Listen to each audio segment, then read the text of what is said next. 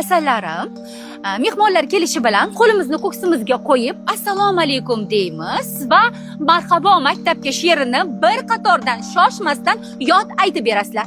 Shahzoda, seni qo'lingga non tuz beramiz, mehmonlarga taklif qilasan. Ana undan keyin hur vatan bolasiman qo'shig'iga raqsga tushasizlar. Shunaqa bo'lsin. Assalomu alaykum. Va alaykum assalom, keling.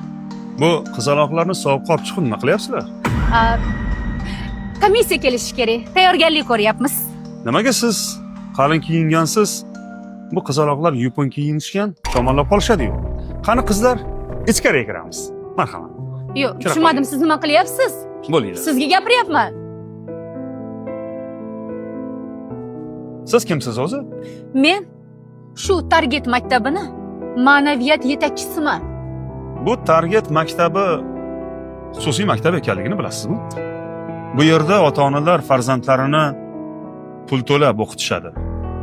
Hozir o'quvchilar qayerda bo'lish kerak? Darsda bo'lish kerak. O'quvchilar darsda bo'lish kerak bo'lgan paytda siz ko'zbo'yamachilikka tayyorlayapsiz ularni. Bunaqangi maynavozchilik tashabbusi kimdan chiqdi? Mendan chiqdi.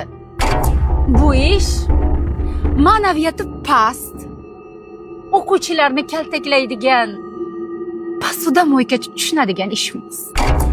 Yaxshisi siz oshxonangizga borib, idish-tovoqlaringizni yuving.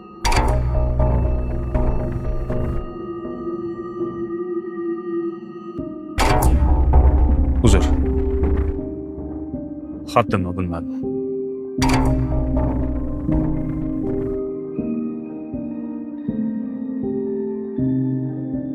A bilan -2 qisqarib ketadi va 7a dan -5a ayirsa 2a chiqadi.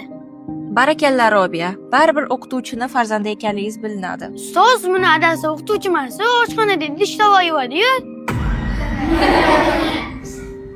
Husan, mana adam idish tovoq yuvmaydilar. Mana adam o'qituvchilar. Mana adam eng zo'r o'qituvchilar, eshitdingmi?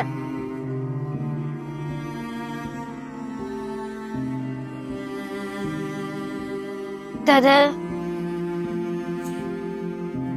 Qizim, nima bo'ldi? Nima yig'layapsan? Kim xafa qildi? Hech kim xafa qilmadi. Nima bo'ldi? Dada, siz oshxonada ishlamang. Nima bo'ldi? Dada, siz o'qituvchisiz-ku. Dada, siz dars bering. Bo'ldi, xo'p qizim. Albatta. Xo'p.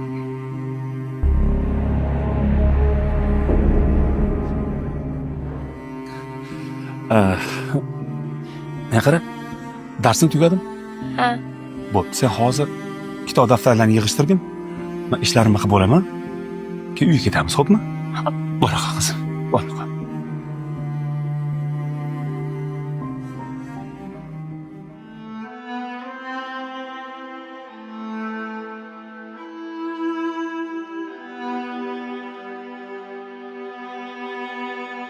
Qanaqa ariza?